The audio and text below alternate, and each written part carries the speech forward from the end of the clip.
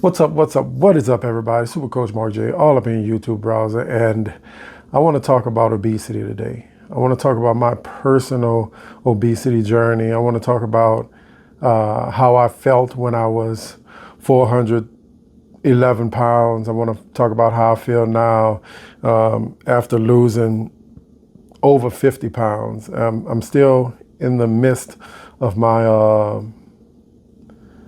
transformation, but the way I feel now is starkly different from the way I felt when I was 411 pounds. And statistically, almost 40% of Americans, adult Americans at least, are considered obese. 40% nearly. Is that crazy or what? I mean, we have a good life here. We have access, everything's supersized, everything's processed, highly palatable foods. Yeah, I love that stuff. I love sugary things. I love cinnamon rolls, cheesecake. I love ice cream. I love all the good things that our great country provides for us, and it's easy to get caught up in those things. For me, I don't really have many vices. I don't smoke. Of course, I don't do any substances or anything like that. I didn't have my first drink till I was probably 37 years old, and even now, I'll probably drink once a year, maybe twice, and that's usually if we go on a cruise, and that's usually on the first day, so I never really had any vices or anything like that until you bring in the fact that all of my emotions and the way I feel, it all brings me to food. I'm from New Orleans. I come from a eating family, a food-centric family, like most people here in the South.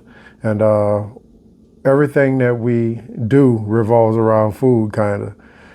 So we're feeling bad, we eat. We're at a wake, we come together, we eat. We're happy, we're having a party, we eat. It's Saturday. We get together, we barbecue, we eat. And it's coming up like that really isn't the absolute best teacher for health in the future. And a lot of people don't really learn these things as they come up. They don't really teach it. They teach you things in health class and all, but I mean, if you're from the South, your grandmother always wants you to eat more. Oh, baby, you need more? Oh, you want some more? Oh, eat some more. Oh, you didn't eat enough, eat some more, and I mean, that's really how it is down here. So it's crazy. Yeah, and it's not just my family. So a lot of people from the South who come up in Southern families that cook, your grandmother is always trying to feed you. And that's how, she shows love, how the family shows love coming together with that food. But it programmed me in a way to look for food whenever I'm feeling any kind of way, and when I was 100% active, like I was coming up and competing, it wasn't such a blow to my body as it was once I stopped everything. And I stopped everything cold turkey. I got hurt in my hip, and I was in a high stress job that I hated, and I gave up on myself, and the only thing I could think of was just getting through the next day. And some of the things that helped me get through the day were, hey, I come into work, I'll stop and get a donut and coffee, usually a very sweet coffee. I'll drink coffee once I get to work all day, all with sugar in it. Then I'd go out for lunchtime and have whatever, pizza, chicken, whatever, every day for years and years. And gave up on personal training, and I found myself in this hole, in this bubble, and it was bad. I was in a bad way. But when it really hit the fan, it was a couple years ago when the family and we went to Disney World. And Disney World I was excited to get there and see it all over again. I'd been when I was really young, but I didn't really remember it, and I couldn't enjoy it as I could if I was older. But I got to go there. I'm a big kid at heart, so I knew it was going to be a pretty awesome trip. And once I got there, reality started hitting me in the face, and it was harder for me to ignore the fact that I was 400 plus pounds in Disney World, because Disney World is not built for 400-pound people, period, the end. So I couldn't just shove it to the back of my mind. Everybody else, they were going on the rides. I got to go on rides. I probably shouldn't have at that weight. They probably shouldn't have let me on, because it's a big possibility that some of those rides I went on were not rated for people that were over 400 pounds. But I went on these rides, and some of them were absolutely miserable. I mean, pain in my feet, pain, I'm just squished into these little bitty seats, and just being jerked around from side to side. And I mean, I took an ass whooping at Disney World. And that's on top of all the walking. I hadn't been doing anything. I literally been sitting around dormant and growing and getting fatter and fatter for upwards of 8 years. So my body was not ready for Disney World. I come back home, and I mean, maybe the third day we were there, before we get to that, the third day we were there, I could barely walk. My feet, my ankles, everything was just swollen and hurting. I mean, so bad that it was hard for me to walk. I wouldn't want to, it was hard to get up out of the bed in the morning, but of course I stuck it out. We got it done. And I think I still have foot issues to this day because of all the stress that I put on myself during that Disney World trip. But man, I'm going to tell you one thing for sure. When I got back, I started really getting the itch to get myself back together, because 400 pounds is not it, my guy. 400 pounds is not it. It's terrible. It's terrible. And I was slowly killing myself, one bite of cheesecake, one half-gallon ice cream at a time, and it's sad, and I now that I look back on it, I can't believe that I was so low, but I was, and it was a hard lesson learned, and I'm still dealing with the aftermath of that right now. I mean, my ankles, luckily, now my body's starting to try to work right again, since I've been training so hard over the past few months, and doing so much walking and zone 2 cardio to try to get my body to operate like it's supposed to again, making sure my diet's been really, really strict, and I've been working really, really hard to make sure that I'm getting the nutrition that I need and getting everything that I need to heal my body, my vitamins and minerals, my electrolytes, making sure my hydration is on point, and I'm really starting to feel the benefits of that, especially over the last maybe 3-4 months, and my body's slowly starting to heal, and I'm afraid that I probably let it go a little too long, and some of the things that had been ailing me may never fully heal. I have varicose veins. I've kind of always had them since I was young. It's a family thing, but Even as we speak right now, I have a couple in my legs that, are burning a little bit, and my body's trying to repair and find new pathways for the blood. But I went to the doctor for my last couple of checkups, and I made sure that he checked everything to make sure that I was all right, because another side effect of me being at the weight that I was and knowing everything that I know, I was having like seriously bad anxiety. I was to the point where I was having anxiety attacks in the middle of the night. I could heart palpitations. I felt like, my heart wasn't working correctly because, I'm telling myself the heart's not meant to move so much blood for such a big person, and I let it get into my mind.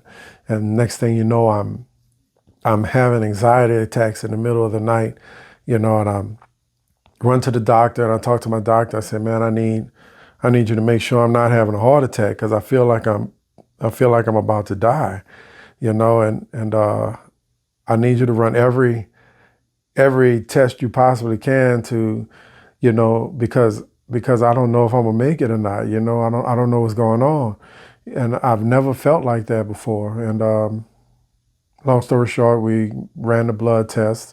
I did all of the exercises and test for my heart, and luckily everything came back fine, and it was all chalked up due to the effect of the anxiety on my body, and but also when I get the blood test back, I realized that my cholesterol was a little high, and I was approaching the pre-diabetic zone, and I wasn't there, but I was approaching the pre-diabetic zone, and I that scared the crap out of me. That scared the crap out of me, and that's when I realized that, hey, something needs to be done right now. You have all the knowledge, you have everything that you need to get yourself back together. It's not like you never done this. You've been a personal trainer for 20 years. You've helped everybody from house moms to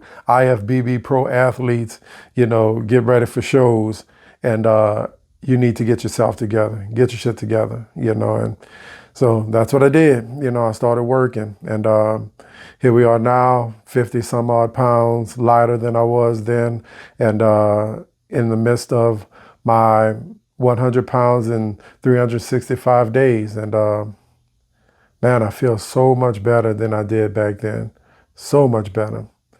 But the thing about it is, I knew I was gaining the weight.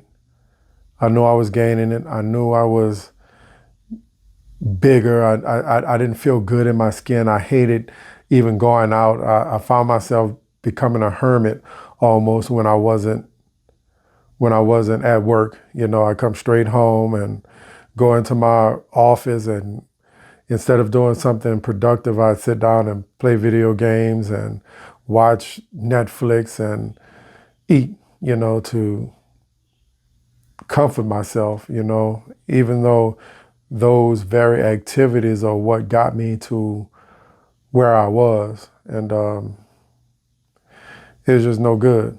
It was just no good, but some kind of way, I made the switch and got myself back together. And I, on a whim, entered Brian Shaw's 2024 transformation contest, and I just started putting in work. I needed something to compete in, so I entered that, and lost about 40 pounds during that competition, and haven't stopped since. I actually just entered another competition for Dana Lynn Bailey, and she has an accountability transformation contest going on right now that I joined, and it's an 8-week contest, but it's also helped me kick it up into another gear. And my last workouts have been have been really good. I am nowhere near the strength and power that I had 10, 15 years ago, nowhere near it. It's a blow to my ego, but I'm still relatively strong, and it's coming back. My recovery has been really good over the past few weeks. So that's a testament to my body operating efficiently. And that's a testament to putting in the work and getting things done. So what I really want to say at the end of the day is no matter where you find yourself right now, you can make a change. If you're overweight, if you're 400 pounds, 500 pounds, all you have to do is start. All you have to do is make the decision to move forward and change your life. You can change your life. You can change your life, but you have to put in the work. It's not going to be easy. It's not easy for me now. There's some mornings I don't want to get up and go to the gym. I don't want to get up when the alarm goes off at 5:30. I don't want to, because I know after the gym I have to go to work, but every time I do beat off that demon that's telling me to hit the snooze button or screw it, you got work in a couple hours, every time I actually get up out of the bed and get to the gym in the morning and get that work in, I feel proud of that accomplishment, So we have to open up a truthful dialogue inside, a truthful dialogue with ourselves. And we have to find out why we want to make these changes. And believe it or not, sometimes health isn't enough. You have to look at other things in your life that you may want to change. Health became my mainstay. Being here with my wife for a long time became my mainstay, became my reason why.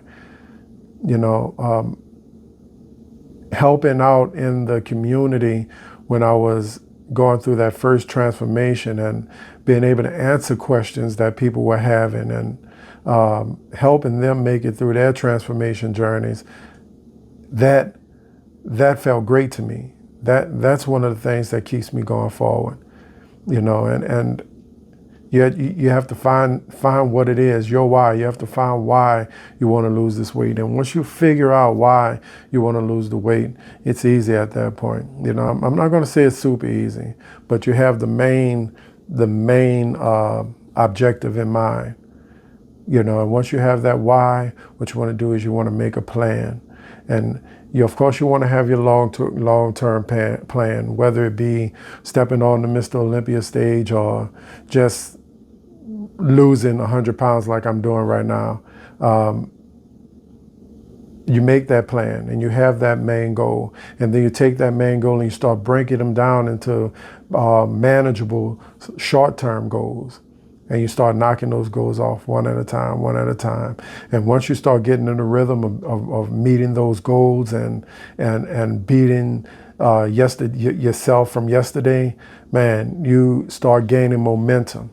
And once you start gaining that momentum, you're going to look back and you're going to look at your logs and like, hey, I've been hitting all my numbers. My squat's going up. I'm walking my mile 3 minutes faster now. You're going to see those things, and those things are going to also help you move forward and help you build that momentum. But the hardest part is going to be starting, and that was the hardest part for me. And I know better. A lot of people don't, but I know better. And it was the hardest part for me. It's hard for you to make that change and literally change your whole life around, for something that's, a goal that's, maybe 2-3 years off, so you have to have those small goals, because if you have to lose 100 pounds or 150 pounds like I was, it's not going to happen. It's not going to happen healthfully in a year, in 6 months. It didn't take 6 months for you to gain the 200 pounds, so it's not going to take 6 months for you to lose it, not in a healthy way. And you want to make sure that you're doing everything you can to optimize your body and make sure your body is repairing like it's supposed to and doing the things that it's supposed to, and your systems are working like they're supposed to. You don't really want those shortcuts or anything like that, because those shortcuts are usually medical or performance enhancing drugs, things like that. You don't want anything like that. You want to make sure that you're putting in the work and you're making those changes yourself. And it's going to be better for your body. It's going to be better for you in the long run. So yeah. So I just wanted to just talk about that today and let you guys know that it is possible. You can make the changes. I'm probably 60 pounds down now, 60 some odd pounds down,